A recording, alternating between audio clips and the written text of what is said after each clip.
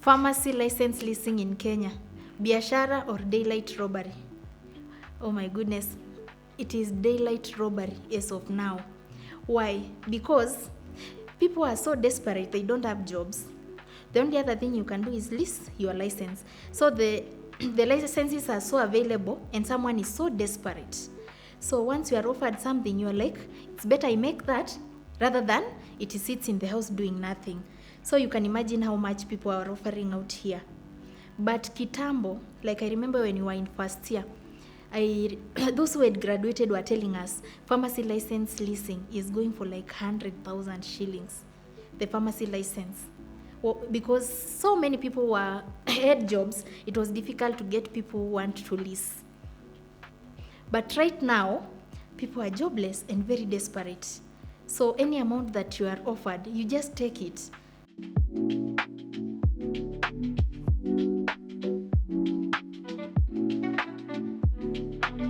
Is the Pharmacy and Poisons Board doing enough, or are some pharmacists surviving on vibes? That's a very good question. I feel like Pharmacy and Poisons Board is not doing enough. It could do much more. They could introduce regulations and be very strict about them. Like a place that a pharmacy is needed, it should not be shortchanged for any other thing. You ensure that if, let's say, a pharmacist is the one supposed to be in charge of that section or that department, it's a pharmacist that heads it, no shortchanging for something less. So this way, it would create opportunities for pharmacists that are jobless. Yeah, this mostly affects manufacturing industries because I know there a lot of shortcuts are used. Also, these big pharmacies, community pharmacies, most of them, a pharmacist should be the one in charge. Hospitals, if a pharmacist is supposed to be in charge, it's a pharmacist. Don't shortchange it for something else. PPB, please do something. You are the only one that can save this career.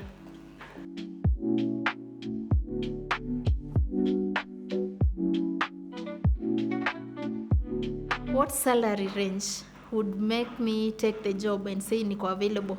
Nakuja asubuhi. A salary range of 250,000 and more, yeah, would make me take the job. The reason being, I started doing side hustles and they introduced me to a lot of money and my needs now, and also my portfolio now is a bit high, so you have to compete with that so that I can take the job offer. Yes, if you have a job that can offer me 250,000 and above, holla, I will come in the morning.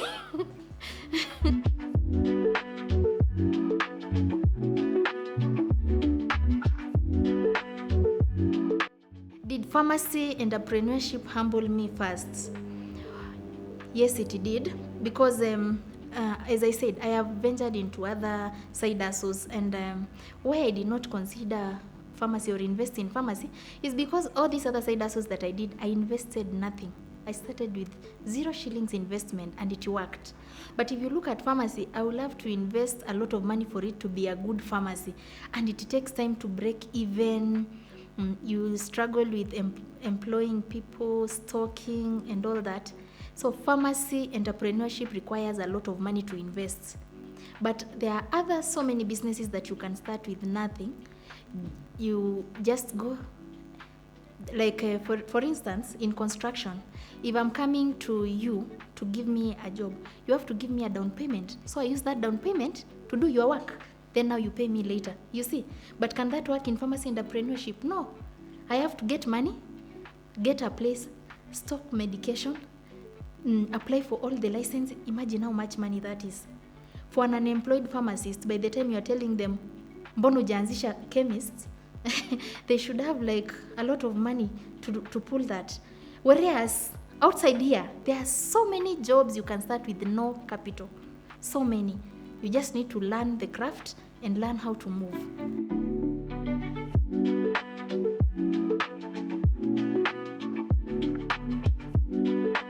What's hurting young pharmacists? Jobs, salaries, or respect? Let me tell you something. There is nothing as hurting as being so educated and respectable in the society and you don't have money. It hurts to the core. It's very humiliating. I'm saying that because I've been there. People are calling you daktari, doctor. They're looking up to you, but you don't even have money to do anything. And these days, you know that money is the one that makes the world go round. Anything needs money. So money even before the job. Because you could have a job and it's not paying. And it really affects somebody's mental health. It affects your self-esteem. It reduces you from something to nothing. And especially, I know people who are in healthcare, you can relate with me. Mostly, you really passed your exams. You did so well. So by default, you are like a hero already. Even you have a lot of expectations for yourself. Then you go through school and finish very well. You didn't even interrupt any. Then once you finish, you're not getting this job. You find like somebody who never even did anything. They are doing way better than you. It is very bad. And I would understand and I can easily relate with anybody feeling very defeated about that situation. It is very tough to be educated and hold a big title, daktari, with no money.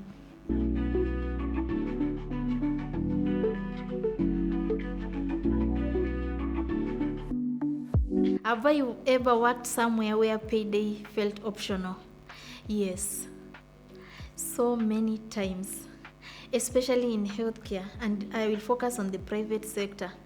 You can work in a private setup, make for the person, because you can see the sales there, even 1 million shillings in sales per day.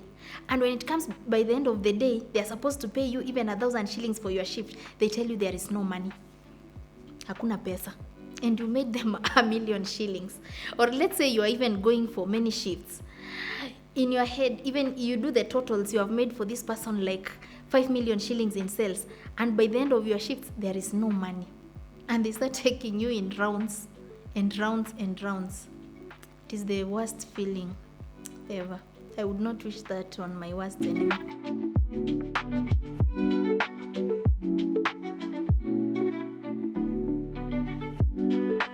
Which drains you faster, hospital or community pharmacy? Hey, community pharmacy in Kenya is very tough. If you see someone working in the community pharmacy, give them a hug.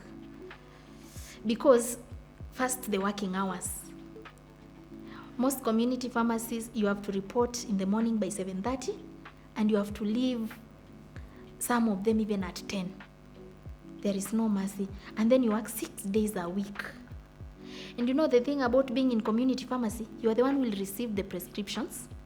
You are the one who is supposed to diagnose patients who are coming to even self-diagnose, or they even want to know what's wrong with them. So you can imagine how alert you have to be. You'll get the Google warriors. They are there with their Google and then they are asking you for medication. Oh my goodness, community pharmacy is very draining in Kenya. I really feel for anybody that works in community pharmacy. And the times that I worked there, it was very bad. So hospital pharmacy is easier because, first of all, you will only mostly deal with prescriptions, very few walk-ins. Yeah. And then their patients are not as many as in community pharmacy per se. Yeah. You have a community around you. In community pharmacy, it's only you. You are the doctor, pharmacists, medical technologists, therapists. We have forgotten the therapists. You're also the therapist for this patient. So it's a lot of work.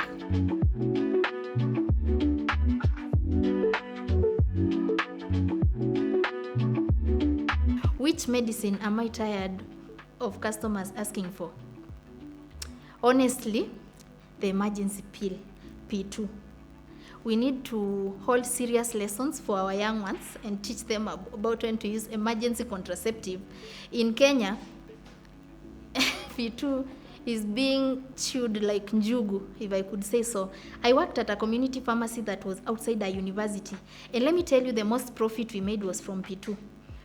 On Saturday morning, I used to be very sure, by the time it's 10 a.m., I will have sold over 30 packets. Calculate for yourself how much profit that is in P2.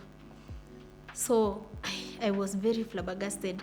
There should even be regulations of when to take P2 in Kenya. Or I think the masses should be educated more on when you are supposed to take emergency contraceptive.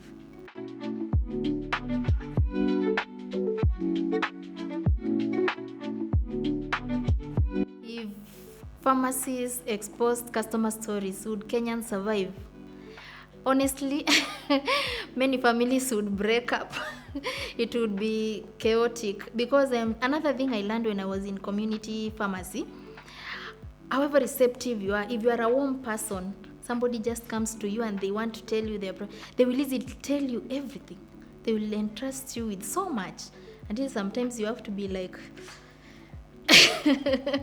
yeah, you even need therapy to recover from what you have had all through the day.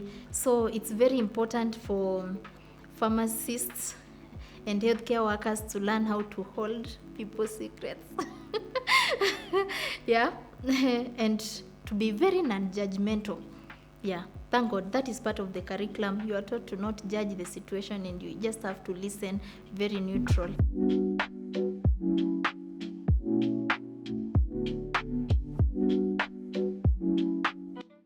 What did pharmacy school not warn me about?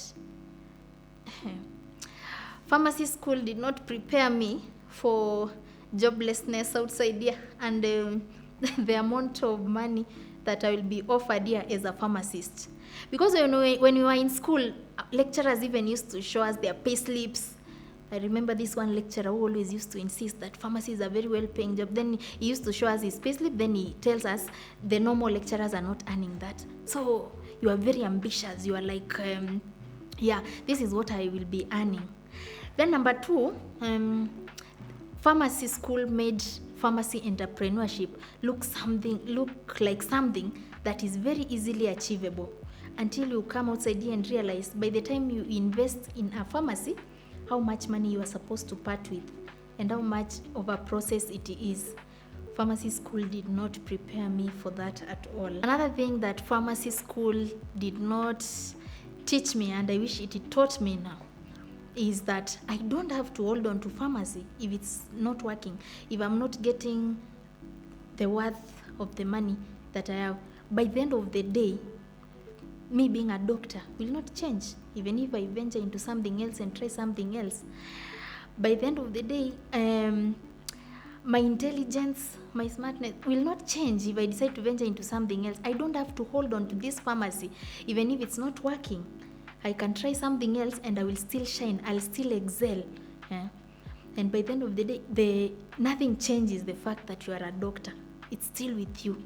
And let me tell you something, people will notice there is something about this girl, there is something about this guy. He is more than what he looks like. I would want to talk to, first of all, let me start with someone who is pursuing pharmacy in university. Do not be discouraged. Even if you look outside here and see someone who used to be ahead of you, they are jobless or they are not doing so well, or you read in the newspapers that education doesn't matter, have it. Have the degree. Have the license, have it. So just do your best in school. Let nothing discourage you. Go for what you wanted in life. By the end of the day, what you have, especially education, nobody can take that away from you. Nobody can take your pharmacy license from you. Nobody can take the pharmacist in you. Nobody can take that away from you. And then you never know. Your story could be different. It doesn't have to be like for everybody else. You could be the chosen one. So do your best in school. Don't listen to the outside noise and don't compare yourself to anyone. For the pharmacists that finished school like I was some years back and you did not get a job, You had very big ambitions. You wanted so much for yourself. That's very good. That fire of wanting so much for yourself, let it not change because you didn't get a job. Diversify your thinking. If you see something that can work, if it's a business idea that can work, take the business, put your all into it. Imagine if this is pharmacy. Wake up every day telling yourself, I'm going to work, not as a pharmacist, but as this something else, but I'm going to put the same effort I could be putting if I was working as a pharmacist. Give it your all. By the end of the day, money does not ask uliipata wapi. Uko na pesa ama una pesa? As simple as that. Uko na pesa ama una pesa? Hauna. Will you be explaining to people ati sasa mimi ni daktari lakini sijapata kazi? Hapana. Life has to move on. So if there is something else that you can venture into, hold on to it. By the end of the day, you are still daktari. You are still a doctor. Nobody can take that away from you. Do not allow yourself to get depressed or to be discouraged in life because you are waiting until you get that pharmacy job you dreamt of. Think, move fast. The same brain that got you to get A's and you became a pharmacist, that same brain can get you an A in another field. That same brain will sustain you in this world. You will always be outstanding in whatever you touch. You will always be outstanding because brain ni ile. It can do so much. The pharmacists that are lucky enough and they got good jobs and you are doing so well, pull somebody who finished and they are not doing well. Pull somebody. Look for somebody who is jobless like you. Tell them, hey brother, kwetu kumetokea vacancy, come and take up this job. If you meet somebody who finished like you and they are not doing so well like you, don't judge them. Don't be like, this ones must be lazy. No, it worked for you, for the other person, not yet. So instead of judging them or maybe laughing at them, encourage them. Tell them it will work someday. If you get a job opportunity, give them. And then if you can, create jobs in the health sector, do that. Start a pharmacy, and instead of running it like a kiosk, like the other ones that people run and employ people who are not qualified, be different. Start a pharmacy, employ a pharmacist, pay them as a pharmacist. Build the portfolio for other pharmacists because God blessed you. As I wind up, when pharmacy did not work, as I said, I ventured into construction. I do terrazzo material supply. I have a hardware. I do terrazzo material supply, installation, fixing, we grind, we polish, we give you the final product. My page is called Terrazzo Kenya, or if you search Imani Terrazzo Interiors, that is on TikTok, you'll find me. On Instagram, it's Imani Terrazzo Interiors and Imani Terrazzo and Gypsum. I have 2 pages. And on Facebook, the same thing, Imani Terrazzo Interiors. I'm doing so well, and I am really grateful that I chose to try that. It's working, and I give it my all. Every day I wake up and tell myself I'm not going to practice as a pharmacist, but I'm going to practice as a pharmacist of the floor. So I go there and give it my all. That energy I could have given it as a pharmacist, I give it to this floor that I'm working on because it's the one that is keeping me alive, and it's my means of livelihood. I wake up every day. The things that I thought pharmacy would buy me is what construction has bought me. If you had asked me that, asked me if anything else would have bought me the things I have now, I would have refused with everything in me. I used to think pharmacy is the one that would buy me my first car, my first land, everything. But God had other plans. Construction has been able to buy me all those things. So that's why I was saying you could diversify your thinking. Try something else and give it your all. The way I was supposed to be driving to hospital, I drive like that to a construction site. I go and treat floors, diagnose the problem of that floor, if it's leakage, and I fix it and treat it, and the patient is happy by the end of the day. So diversify your thinking. So follow me on Instagram, TikTok, and you can comment. I will really appreciate.